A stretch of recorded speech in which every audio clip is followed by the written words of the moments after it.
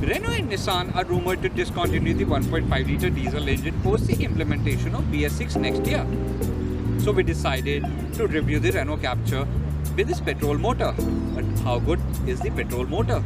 In order to find that, we took the Renault Captur through a drive on highway, in the traffic, and even on rural roads. We reviewed the Nissan Kicks recently and would be comparing the two as they share the same engine, platform, and even features.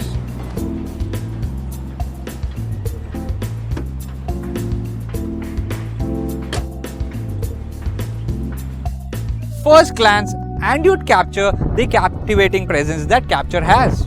That was too much of Captur in it. Okay, jokes apart, Renault designers have done a good job giving the Renault Captur a crossover-ish profile. Look at the front, the profile, or even the rear, and it looks stunning. It gets projector headlamps, C-shaped LED TRL, LED front fog lamps, a large grille, 17-inch stylish crystal cut alloys, turn indicators on ORVM, and nicely detailed LED tail lamps with ripple effect. The newly launched Platinum variant gets full LED headlamps and floating indicators, which ups the premium quotient.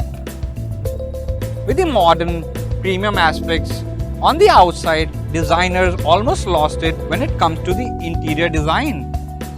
Nissan Kicks as well as Renault Captur both are well built as compared to the Japs or the Koreans. But Renault Captur's interiors are filled up with hard plastics and rough edges almost everywhere, which is not the case with Nissan Kicks.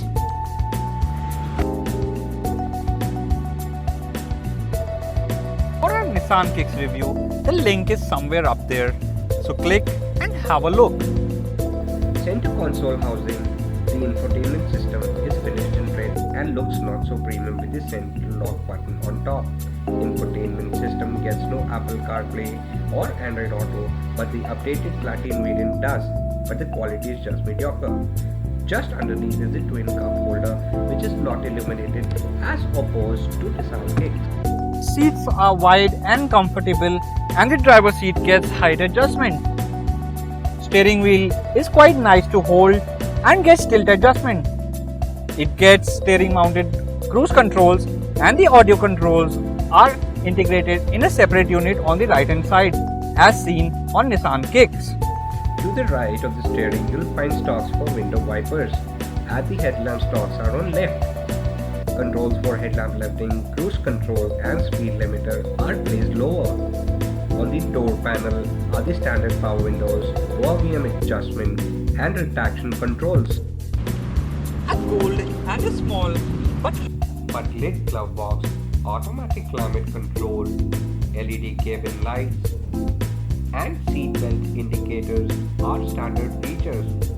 Captur is actually less feature loaded as compared to the compact SUVs these days. The center tunnel houses the handbrake and is underutilized due to the way it is designed.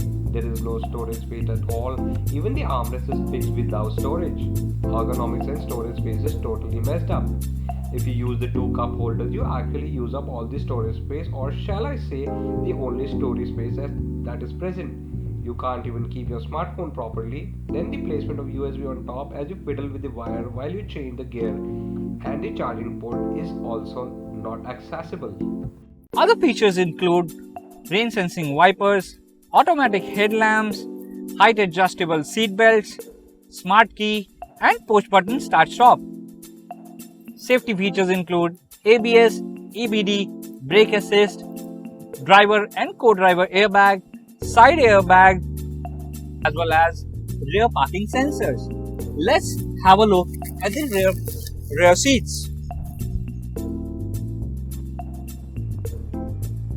Rear seats are pretty comfortable with a nice angle, ample headroom as well as legroom. It gets a dedicated rear AC vent, dedicated SR socket at the rear and cabin lights in the middle. Rear passengers in the middle would feel a lot uncomfortable due to the presence of huge transmission tunnel. Let us have a look at the boot now.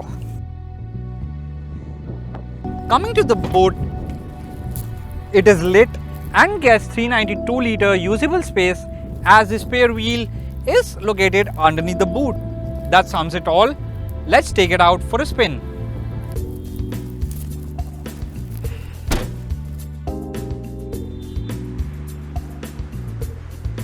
Things one would notice on the driver's seat is the cramped footwell, absence of dead paddle and the highly unusable center armrest as it is not adjustable.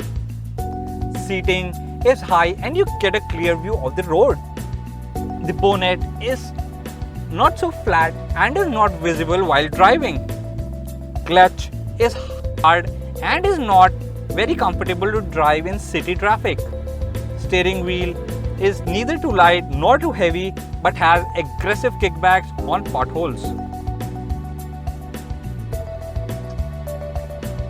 Start the engine by pressing the clutch and the starter button. 1.5 L petrol engine fires up with 106 PS of power and 142 Nm of torque. It is barely audible as it is super silent. NVH levels are excellent and there is no vibration on the pedals, the gear lever or the steering wheel.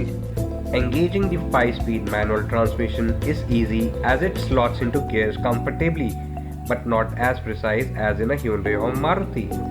While driving, one can even feel the transmission working as there is significant movement on the gear lever while accelerating.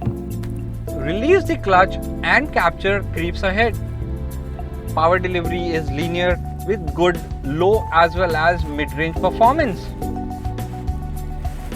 Tackling speed breakers on second gear is easy as there is no need to slip the clutch at all. Suspension setup is typical Renault. It is quite comfortable on bad roads. It gobbles up all the unevenness on the road and you wouldn't feel anything at all. Handling is also excellent with a very nicely tuned suspension and steering setup. Highway manners are impressive. You can easily tackle overtakes without much of downshifting. Torque is instantly available as it's a naturally aspirated engine. However, at a speed of 100 km per hour, the engine runs at 3100 RPM, making it less efficient as the RPMs are quite high for cruising. The MID was showing us 10 km per liter in the city, whereas in actual it was 8.9. However, it came up to 15 on the highway, whereas the actual was only 13. Lack of features and ergonomic issues is a major letdown. However, Captur has its own positives. Comfy suspension, good NVH, great engine with low-end performance and even space. However, if you need a more premium SUV, Nissan Kicks is a better option as it has the positives of Captur and it shares the same engine as well as platform. But if you are on a lookout for a more efficient SUV, Renault Captur is not for you. Duster has a more efficient CVT gearbox, but the same has not been made available on the Captur, which is not a good move. However, if the product planning team works hard, the petrol engine on Renault and Nissan vehicles is capable to keep the charts running even after the implementation of BS6 next year.